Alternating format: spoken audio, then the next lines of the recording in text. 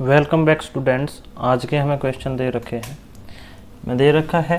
पहले जो गिवन है एक बार वो पढ़ते हैं। The valence bond theory VBT explain the formation, magnetic behaviour and geometrical shapes of coordination compounds, whereas the crystal field theory for coordination compound is based on the effect of different crystal fields provided by ligands taken as point charges on the degeneration of d orbitals energy of the central metal atom and the splitting of d orbitals provides different electronic arrangement in strong and weak crystal field.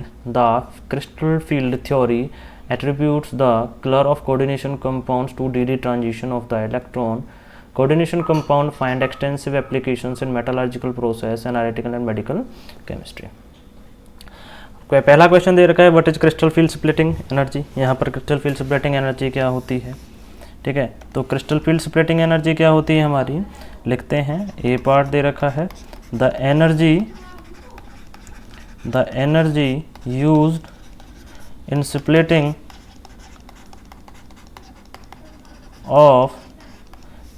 of d orbitals of degenerated d orbitals due to presence of ligands in a definite geometry is called crystal field splitting energy।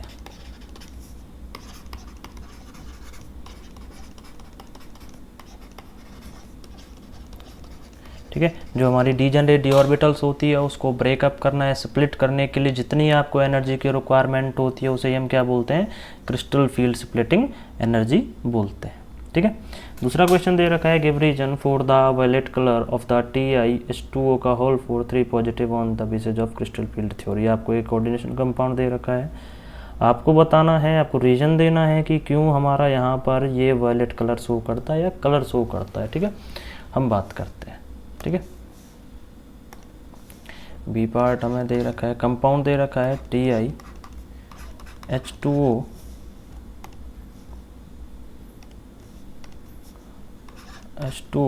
का whole 6 3 positive charge. ठीक है, हमें पता है जो titanium का atomic number होता है वो कितना होता है, 22 होता है। इलेक्ट्रॉनिक कन्फिग्रेशन लिखेंगे 1s2 2s2 2p6 3s2 3p6 4s2 3d कितना आएगा 2।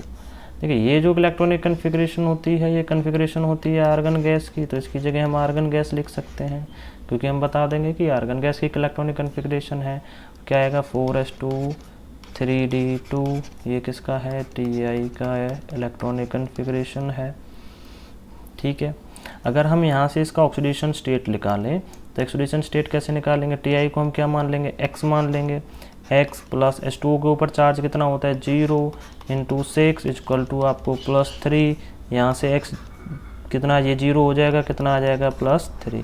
अगर मैं टाइटेनियम के लिए इन द 3 पॉजिटिव चार्ज की बात करता हूँ तो कन्फिग्रेशन क्या हो जाएगा, 3 इलेक्ट्रॉन्स जाएंगे हमारे यहाँ से, 2 इलेक्ट्रॉन पहले कहाँ से जाएंगे, S में से, तो यहाँ पर और 1 इलेक्ट्रॉन D में से, तो इलेक्ट्रॉनिक कन्फिग्रेशन क्या हो जाएगी 3d1 हो जाएगी आपकी।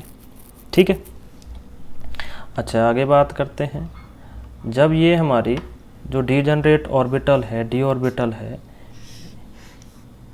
ये क्या होगी हमारी, स्प्लिट अप होगी 2 3 4 और 5। यहाँ पर कितना है, 1 इलेक्ट्रॉन है, ये हमारा स्प्लिट अप होगा, ऑर्बिटल स्प्लिट अप होती है। कैसे होती है, dxy, हमारे ऑर्बिटल्स होते हैं dyz, dzx, dx² - y² and dz²। ठीक है, ये इनके नाम है। ठीक है, स्प्लिट अप होंगे तो कैसे होंगे, हमारा यहाँ पर आएंगे, इनको हम बोलेंगे dxy, dyz एंड dzx, या इसको T2g नाम से भी बोलते हैं। ठीक है, और यहाँ पर हमारा dx² - y² एंड dz² जिसको हम Eg भी बोलते हैं। ठीक है, अच्छा, हमारा इलेक्ट्रॉन आएगा, इलेक्ट्रॉन पहले हमारा लोअर लेवल से फिल होना स्टार्ट होगा, तो एक इलेक्ट्रॉन हमारा यहाँ पर आ जाएगा। ठीक है, अब देखिए यहाँ पर इलेक्ट्रॉन एक ही इलेक्ट्रॉन है, या बोले तो हमारा यहाँ पर हमारा क्या है, अनपेयर्ड इलेक्ट्रॉन है। अनपेयर्ड इलेक्ट्रॉन है तो ये क्या करेगा, हमारा हमें डी ट्रांजिशन दिखाएगा। डी ट्रांजिशन क्या होती है हमारी, कि जब ये एनर्जी एब्जॉर्ब करता है तो हाइयर एक्सटेट स्टेट में जाता है, इस ऑर्बिटल में पहुंच जाता है। उसके बाद ये जो ऑर्बिटल होते हैं वो स्टेबल नहीं होती, तो वापसी इसी में आता है, तो कुछ एनर्जी एब्जॉर्ब करता है ये। ठीक है, जब जाता है इस स्टेट में जाता है तो कुछ एनर्जी एब्जॉर्ब करता है। उसी के साथ एनर्जी एब्जॉर्ब करने के साथ क्या करता है, किसी कलर की जो वेवलेंथ होती है, कलर वेवलेंथ को भी क्या कर लेता है, एब्जॉर्ब कर लेता है।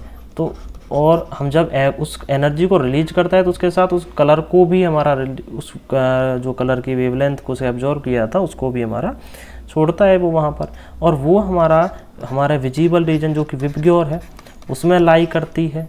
और इस पर्टिकुलर केस की बात करें तो वो जो फ्रीक्वेंसी होगी, जो वेवलेंथ होगी, वो किसकी होगी, वायलेट की कलर की होगी। तो हम बोलेंगे कि due to the D transition की वजह से, due to the D transition the coordination compound जो भी हमें दे रखा है सोज द वायलेट कलर, जो क्योंकि यहाँ पर हमें डी ट्रांजिशन देखने को मिलता है। ठीक है, हमसे यही पूछ रहा है क्वेश्चन।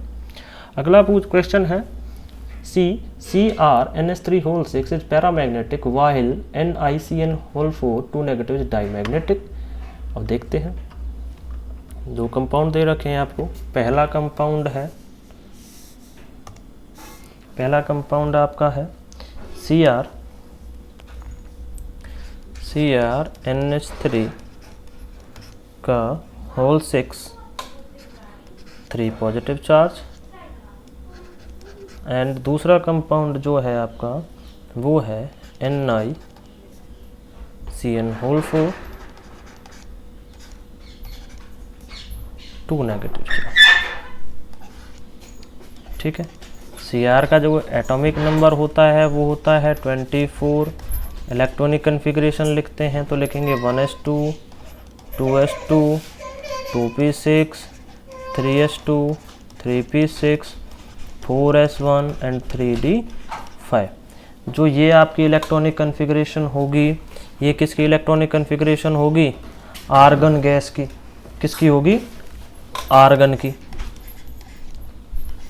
ठीक है, और हमारा इसकी जगह हम आर्गन लिख सकते हैं C24 आर्गन 4s1 3d5। ठीक है, अगर मैं यहाँ से इसका ऑक्सीडेशन स्टेट निकालूं तो ऑक्सीडेशन स्टेट क्या हो जाएगा हमारा, Cr को मान लेंगे x प्लस NH3 पे चार्ज कितना होता है 0, तो 0 × 6 ये 0 ही हो जाएगा बराबर +3। ऑक्सीडेशन स्टेट क्या आ गई +3। अगर मैं Cr की +3 ऑक्सीडेशन स्टेट पे इसका ऑक्सीडेशन स्टेट लिखूँ तो 3 इलेक्ट्रॉन्स जाएंगे, वो कहाँ से जाएंगे, Ar यहाँ से हमारा 1 इलेक्ट्रॉन जाएगा, 2 इलेक्ट्रॉन यहाँ से जाएंगे, तो क्या हो जाएगा 3d3 हो जाएगा।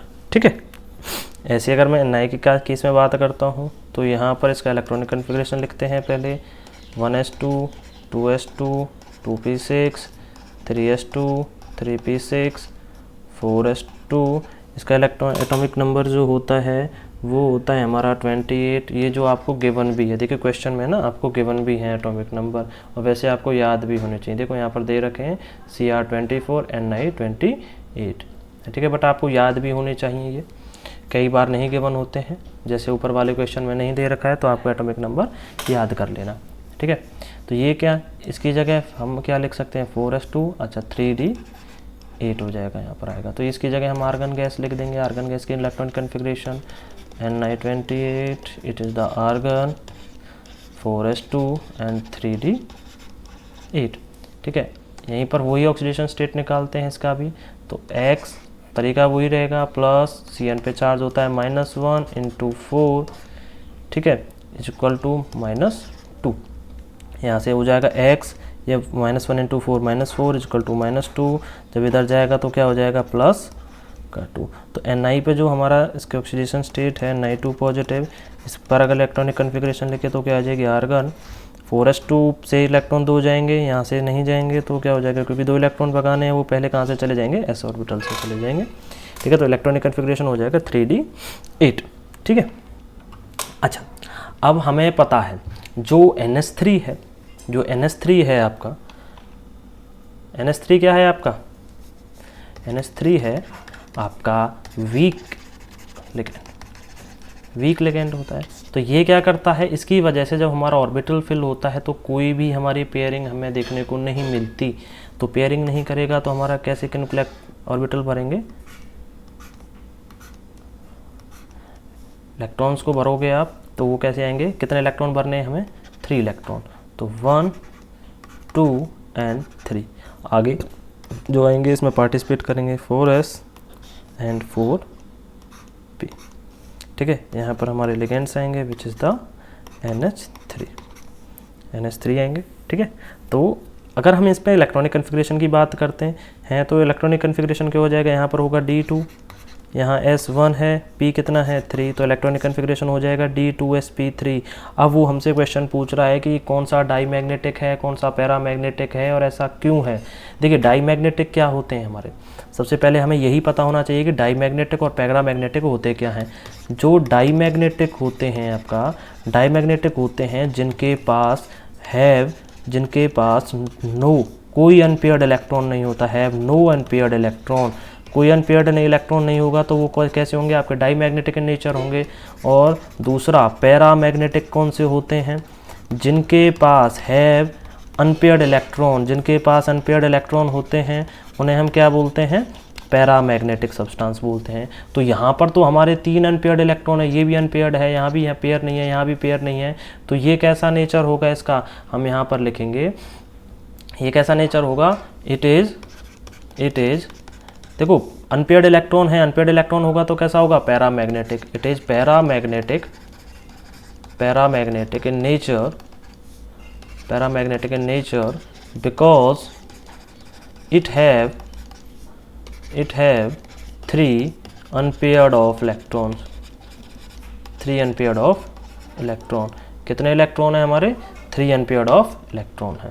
ठीक है, दूसरा अगर हम बात करते हैं नाई के केस में, तो यहाँ पर जो लिगेंड है वो है आपका Cn, और जो Cn है आपका साइनो ग्रुप होता है, Cn है वो आपका एक स्ट्रॉन्ग लिगेंड है, और स्ट्रॉन्ग लिगेंड होने की वजह से ये क्या करता है, हमें पेयरिंग शो करता है, पेयरिंग फॉर्म करता है हमारा ऑर्बिटल में। तो जब पेयरिंग फॉर्म करेगा तो 3d8 कैसे फिल होगी आपकी, देखिए यहाँ पर ऑर्बिटल होगी जो आपकी 3d8 है, डी में आपको 8 इलेक्ट्रॉन भरने हैं तो पेयरिंग फॉर्म होगा 1 2 3 4 5 6 7 8, एक ऑर्बिटल और आएगी क्योंकि 5 ऑर्बिटल आना यहाँ पर चाहिए था, बट वो हमारा पेयरिंग शो करता है ड्यू टू द Cn, और ये हमारा स्ट्रॉन्ग लिगेंड है, इसकी वजह से पेयरिंग बनती है हमारी। ठीक है, आगे 4s 4p। ठीक है, तो यहाँ पर क्या आएंगे आपके, यहाँ पर आपका लिगेंड आ जाएगा, यहाँ भी Cn कितने हैं, 4 Cn है। ठीक है, तो अगर हाइब्रिडाइजेशन की बात करेंगे तो यहाँ पर D है, D यहाँ पर S, यहाँ पर P2, तो हाइब्रिडाइजेशन क्या हो जाएगी, DsP2। अब देखिए यहाँ पर क्या कोई आपका अनपेयर्ड इलेक्ट्रॉन है, तो अनपेयर्ड इलेक्ट्रॉन नहीं है तो इसका नेचर कैसा होगा, it is diamagnetic in nature because it have no unpaired electron, क्योंकि इसके पास कोई अनपेयर्ड इलेक्ट्रॉन नहीं है तो ये कैसा होगा आपका डाईमैग्नेटिक इन नेचर होगा। हमने अभी पढ़ा है कि डाईमैग्नेटिक वो होते हैं जिनके पास कोई अनपेयर्ड इलेक्ट्रॉन नहीं होते। यहाँ पर अगर आप बात करोगे तो कोई भी अनपेयर्ड इलेक्ट्रॉन नहीं है, यहाँ पर आपके 3 अनपेयर्ड इलेक्ट्रॉन थे तो ये कैसा था आपका पैरामैग्नेटिक नेचर का था। ठीक है, नेक्स्ट क्वेश्चन देखते हैं। नेक्स्ट क्वेश्चन क्या दे रखा है, explain why FeCN whole 6 3 negative is inner orbital complex where as FeH2O3 positive is outer orbital complex. देखते हैं, सबसे पहले आयरन की हम इलेक्ट्रॉनिक कन्फिग्रेशन लिखते हैं। ये हमारा सी का और वाला क्वेश्चन दे रखा है। Fe इलेक्ट्रॉनिक कन्फिग्रेशन है, एटॉमिक नंबर होता है 26, 1s2 2s2 2p6 3s2 3p6 4s2 3d and यहाँ पर आएंगे 6 इलेक्ट्रॉन्स। तो इसकी जगह आप क्या लिख सकते हो, आर्गन गैस की इलेक्ट्रॉनिक कन्फिग्रेशन लिख सकते हो, आर्गन 4s2 3d 6। ये किसका है, आयरन का इलेक्ट्रॉनिक कन्फिग्रेशन है। अब हमें पहला जो कंपाउंड दे रखा है वो दे रखा है FeCN होल 6, चार्ज है 3 नेगेटिव। दूसरा है FeH2O होल 6, 3 पॉजिटिव। दोनों पर हम ऑक्सीडेशन स्टेट निकाल लेते हैं एक बारी बारी से। अगर हम ऑक्सीडेशन स्टेट कैसे निकालते हैं, इसको आयरन को मानेंगे X प्लस Cn के ऊपर चार्ज होता है -1, कितने मॉलिक्यूल्स है 6 equal to -3, X -3 equal to sorry -6, X -6 equal to -3, X इधर जाएगा -6 इधर जाएगा तो किसका हो जाएगा +3। तो ऑक्सीडेशन स्टेट कितनी है +3। ऐसे अगर यहाँ पर बात करते हैं, यहाँ पर क्या हो जाएगा आपका Fe, X मानेंगे X प्लस H2O के ऊपर चार्ज 0 इंटू 6 इक्वल टू +3। ठीक है, तो X कितना आ गया यहाँ भी +3। दोनों केस में क्या है आपकी इलेक्ट्रॉनिक कन्फिग्रेशन जो ऑक्सीडेशन स्टेट आई है वो +3 आई है। ठीक है, तो इसके लिए हम ऑक्सीडेशन स्टेट के +3 के लिए इसका इलेक्ट्रॉनिक कन्फिग्रेशन भी लिख लेते हैं। Fe3 पॉजिटिव, वो क्या हो जाएगा आपका आर्गन। ठीक है, यहाँ से 2 इलेक्ट्रॉन जाएंगे आपके, तो यहाँ पर क्या हो जाएंगे 0 इलेक्ट्रॉन, और 1 इलेक्ट्रॉन कहाँ से जाएगा आपका, 1 इलेक्ट्रॉन यहाँ से जाएगा, तो इसकी इलेक्ट्रॉनिक कन्फिग्रेशन क्या हो जाएगी 3d5। अब देखिए जो Cn है वो आपका क्या है, हमने अभी पढ़ा है, ये कैसा लिगेंड है आपका, स्ट्रॉन्ग लिगेंड है। तो ये क्या करेगा, हमारा पेयरिंग शो करेगा, लेकिन जो हमारा वाटर है वो क्या है आपका वीक लिगेंड है, वीक लिगेंड है। तो ये क्या, इसकी योग कोई पेयरिंग शो नहीं करता, ये पेयरिंग शो नहीं करेगा। तो लिखते हैं, ठीक है, सबसे पहले FeCN6 को लिखते हैं। तो यहाँ पर हमें पेयरिंग देखने को मिलेगी, तो पेयरिंग की वजह से क्या होगा हमारा 1 2 3 4 एंड 5 पेयरिंग होगी, तो 5 इलेक्ट्रॉन्स भरने हैं, 1 2 पेयरिंग फॉर्म करनी है एंड 5। ठीक है, तो यहाँ पर बाकी क्या आएंगे हमारे, जो Cn है वो आएंगे यहाँ पर 4p एंड 4d। यहाँ पर क्या आएंगे आपके Cn Cn Cn। अगर इस केस में इलेक्ट्रॉनिक कन्फिग्रेशन की बात करें 3d 4s 4p, तो इलेक्ट्रॉनिक कन्फिग्रेशन की हाइब्रिडाइजेशन क्या हो जाएगी d2s1p3, हाइब्रिडाइजेशन हो जाएगी d2sp3। हमसे वो पूछ रहा है कि इनर ऑर्बिटल है या आउटर ऑर्बिटल है। ठीक है, कौन सा कॉम्प्लेक्स है। देखिए इनर ऑर्बिटल कॉम्प्लेक्स कौन से होते हैं, ये बात याद रखना कि जो आपके इनर ऑर्बिटल कॉम्प्लेक्स होते हैं वो कौन से होते हैं, इनर ऑर्बिटल कॉम्प्लेक्स जिसमें हमारा n-1 d ऑर्बिटल पार्टिसिपेट करता है वो होता है आपका इनर ऑर्बिटल। और आउटर कौन सा होता है, आउटर ऑर्बिटल कॉम्प्लेक्स कौन सा होता है, जिसमें आपका nd पार्टिसिपेट करता है। d ऑर्बिटल, जो एंड ऑफ d ऑर्बिटल है वो आपका कैसा होता है, आपका होता है वो आउटर ऑर्बिटल कॉम्प्लेक्स। ठीक है, तो यहाँ पर देखिए आपका 4s 4p और ये 4 - 1 3, तो n-1 पार्टिसिपेट कर रहा है, तो ये कैसा होगा आपका, ये कैसा होगा, कैसा होगा देखिए n-1d इनर, ये कैसा होगा आपका,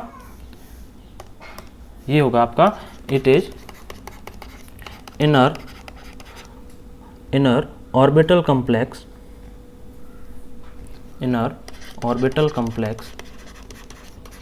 complex because here n-1 d orbital is participating.